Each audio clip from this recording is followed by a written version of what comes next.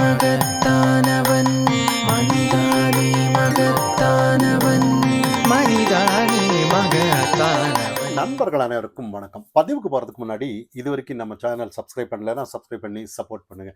அண்ணாமலை கிட்ட ஒரு கேள்வி கேட்கிறாரு ஒரு நிருபர். அதாவது திமுக வந்து ஏதோ ஒரு அதிமுக பாஜக கூட்டணி அமைஞ்சதுனால திமுக அமைச்சருக்கு மேல ஏதாவது ஒரு குற்றச்சாட்டு வைக்கணும்னு இடி விரும்புகிறதா, இல்ல நீங்க ஏதாவது ஒரு அழுத்தம் கொடுக்குறீங்களா, இல்ல அதிமுகவிலேயே தான் நிறைய அமைச்சர்கள் எல்லாம் ஊழல் குற்றச்சாட்டுகள் இருந்தது, அதெல்லாம் நீங்க பாதுகாக்கிறீங்களா அப்படின்ற மாதிரி ஒரு குற்றம் சுமத்துனாங்க. எதுக்காகன்னா நேரு மேல நிறைய இடி வந்து தொடர்ந்து சில ஏன் எஃப்ஐஆர் பதிவு பண்ணல அப்படின்னு சொன்ன விஷயத்துக்காக திமுக சொன்ன குற்றச்சாட்டு.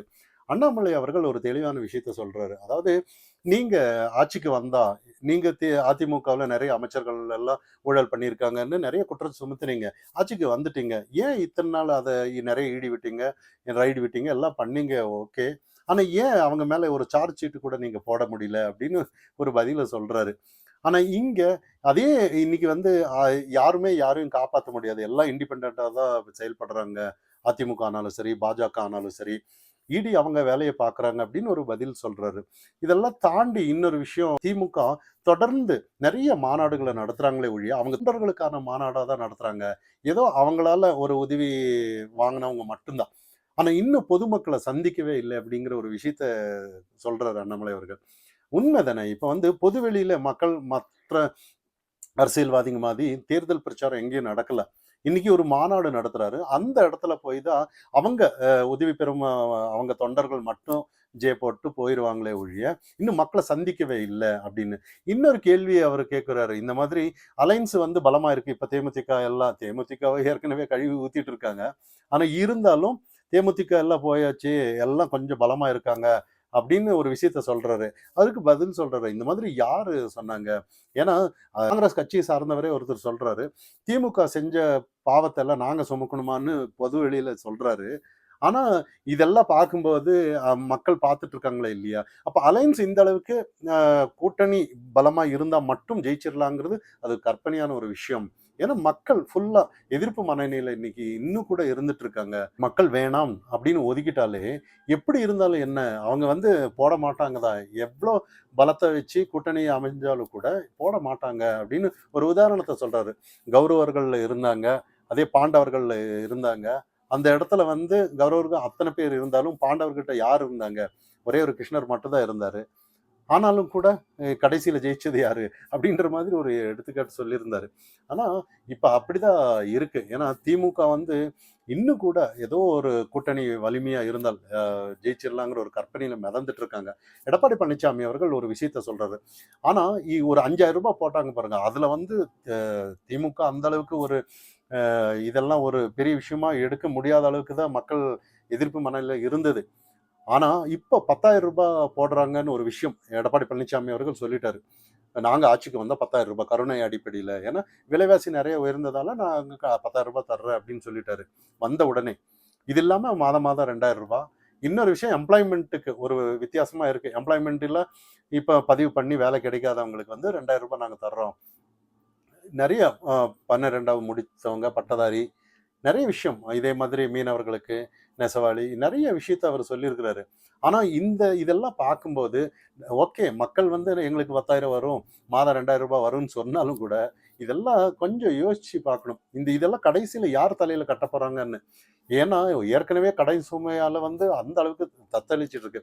10,00,000 மேல கோடி மேல கடன் ஆயிருச்சு. ஆனா அதுவும் இந்த டிஎம்கே பீரியட்ல மட்டும் அந்த அளவுக்கு 4,50,000 5,00,000 கோடி வரைக்கும் அதிகரிச்சிருக்கு. இதெல்லாம் பார்க்கும்போது கடைசியில எவ்வ இதெல்லாம் யோசிக்கும்போது எப்பிடிறா வ இந்த இலவசங்கள வந்து குடுத்தாலும் கூட, மக்கள் அதெல்லாம் ஒரு புரியாம தானே வாங்கிட்டு இருக்காங்கன்ற மாதிரி. ஏன்னா, இதெல்லாம் இன்னும் இந்த ரூ. 10,000 வாங்குனாலும், வரட்டும் எல்லாம் பண்ணட்டும். ஆனாலும் கூட, அடுத்த ஆட்சிக்கு இவங்க எடப்பாடி பழனிசாமியே வந்தாலும் கூட, விலைவாசி எல்லாம் கண்டிப்பா உயர தான் செய்யும். எப்படி கண்ட்ரோல் பண்ண முடியும்னு நம்ம நம்ம யாரும் யோசிக்கிறதில்ல. நமக்கு ஏதோ ரூ.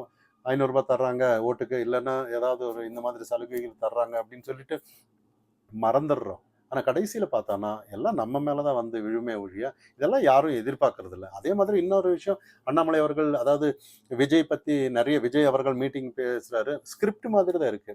அவர் பேசுறது எல்லாமே சினிமாவில் ஸ்கிரிப்ட் மாதிரி இருக்கு. ஆனால் ப்ராக்டிக்கலாக சீமான் அவர்கள் எல்லாம் அண்ணாமலை அவர்கள் பெருமையாக சொல்லியிருந்தாரு. உண்மைதானே, யதார்த்தமாக 234 தொகுதி வந்து ஒரே மேடையில் உட்கார வச்சு அவங்கள இவங்க தான் நிற்பாங்கன்னு சொல்லி, தான் எங்கே நிற்கிற அப்படின்னு சொல்லி தில்லா ₹1 காசு கொடுக்க மாட்டேன் அப்படின்னு சொல்லி இதெல்லாம் பண்ணும்போது உண்மையிலேயே மக்கள் வந்து அதுதான் ஒரு மாற்றம் அப்படின்னு நம்ம நினைக்கணும். விஜய் அவர்கள் எதுவுமே செய்யாம நான் வந்து ஏதோ ஒண்ணு பேசிட்டேன், ஏதாவது ஒரு 4 மாநாடு நடத்திட்டேன், அதெல்லாம் இல்ல. விஜய் வரட்டும், அவர் நிதானமா 4 வருஷம் 5 வருஷம் டைம் எடுத்துக்கிட்டோம், களத்தை சந்திக்கட்டும், எப்படி என்னங்கிறத சில விஷயத்த பார்க்கணும் விஜய் அவர்கள்.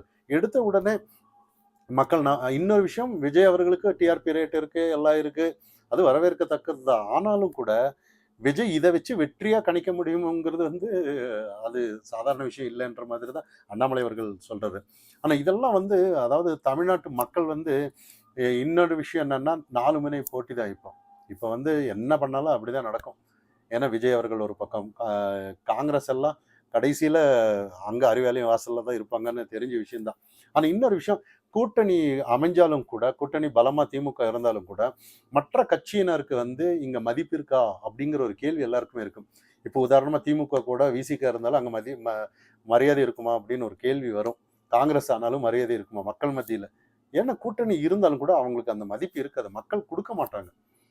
ஏன்னா திமுகவோட அந்த இந்த 4 ஆண்டு 4.5 ஆண்டு 5 ஆண்டு அந்த அவங்களோட அரசியல் நிலைப்பாடு அப்படி. மக்களுக்கு பாதுகாப்பு இல்லை, லாக்அப் டெத்து, கஞ்சா, பள்ளி மாணவர்களுக்கு அந்த அளவுக்கு பிரச்சனை, நிறைய விஷயங்கள், கட்டிடங்கள் எல்லாம் இல்லை, நிறைய விஷயங்கள் நம்ம சொல்லிட்டே போல திமுகவுக்கு. இதெல்லாம் தாண்டி திமுக வந்து இன்னைக்கு அவங்க ஒரு மாநாடு, அவங்க தொண்டர்களை வச்சு மாநாடு நடத்திட்டு மக்கள் எங்க பின்னாடி ஆதரவா இருக்காங்கன்னு சொல்றது வேடிக்கையான விஷயம்தான். இது விஜய் சொன்ன மாதிரி தான். ஆனா விஜய் அவர்களுக்கு வந்து உண்மையிலேயே அந்த ஸ்கிரிப்ட் எழுதி கொடுத்துட்டு ஏதாவது ஒரு மேடையில பேசுறது வந்து யாருமே ரசிக்கல. இப்பெல்லாம் வந்து நிறைய சாதாரண ஒரு பாமர மக்களுக்கு கூட புரிஞ்சுப்பாங்க. ஏன்னா இதுக்கு முன்னாடி தேமுதிக மேல கழிவு ஊத்திட்டு இருந்தாங்க. காரணம் என்னன்னா, தேமுதிக ஓட்டெல்லாம் கண்டிப்பா என்னன்னா விஜய் பக்கத்தை போவாங்கன்னு நம்மளால சொல்லலாம். ஏன்னா ரசிகர் கூட்டம் அங்க இருக்கிறவங்க விஜய் தளபதி சாரி விஜயகாந்துக்கு அந்த அளவுக்கு ஒரு ரசிகர் கூட்டம் இருந்தாங்க. ஆனா இப்ப தேமுதிக பின்னாடி அவங்க போவாங்களான்னா கண்டிப்பா போக மாட்டாங்க. அவங்க விஜய் பக்கம் போறதுக்கு வாய்ப்பு இருக்கு. தேமுதிக அங்க ஜாயின் பண்ணதுனால திமுகவுக்கு இது ஒரு வகையில வந்து விஜய்க்கு கொஞ்சம் சாதகமா இருக்கிற மாதிரி தான் நம்ம பார்க்கலாம். இன்னொரு விஷயம், இன்னும் அடிப்படை சில அரசியல் புரிதல் இல்லைங்கிறது நமக்கு தெரியும். அதாவது விஜய் ரசிகர்களுக்கு இது அதாவது ஒரு ஆக்டிவ் பாலிடிக்ஸே இல்லையே. ஒரு பத்திரிகையாளர் சந்திக்க முடியாதவர் அவர் வந்து எப்படி நாளைக்கு 2026 தேர்தல் நான் சிஎம் அப்படின்னு சொன்னா, அதாவது அரசியலுக்காக சொல்லலாம். ஆனால் ப்ராக்டிக்கலா யோசிச்சு பார்த்தானா இதெல்லாம் ஏற்றுக்கொள்ள முடியாதுங்கிற மாதிரி தான். இன்னொரு விஷயம் என்னன்னா, அண்ணாமலை அவர்கள் தெளிவா சில விஷயத்த சொல்றாரு. அதாவது மக்கள் உண்மையிலேயே எதிர்ப்பு மனநிலை இப்ப இருந்துட்டு இருக்காங்க அப்படின்றது. அது யதார்த்தமா இன்னும் திமுக பத்தி இன்னும் தேர்தல் பிரச்சாரத்துல இன்னும் முழுமையா கொண்டு போய் சேர்த்தல. எடப்பாடி பழனிசாமி அவர்கள் ஒரு பக்கம் போனாலும் கூட அண்ணாமலை அவர்கள் இன்னும் பிரச்சாரத்துக்கு வரல. அப்படி ஒரு வேளை அண்ணாமலை அவர்கள் வந்துட்டா அந்த களமே வேற மாதிரி தான் இருக்கும். எப்படிப்பட்ட ஒரு விஜய் ரசிகரா இருந்தாலும் சரி, சீமான் கூட்டமானாலும் சரி, டிஎம்கே கூட்டமானாலும் சரி, அண்ணாமலை வந்தான்னா அந்த புரிதலோட புள்ளி விவரத்தோட சொன்னோம்னா நிலவரம் எல்லாம் கண்டிப்பா மக்களுக்கு புரியுங்கிறது தான் நம்மளோட பார்வை. 2026 தேர்தலில் அண்ணாமலையோட பங்கு என்னங்கிறது நம்ம பார்ப்போம். மனிதானி மகத்தானவன், மனிதானி மகத்தானவன், மனிதானி மகத்தானவன்.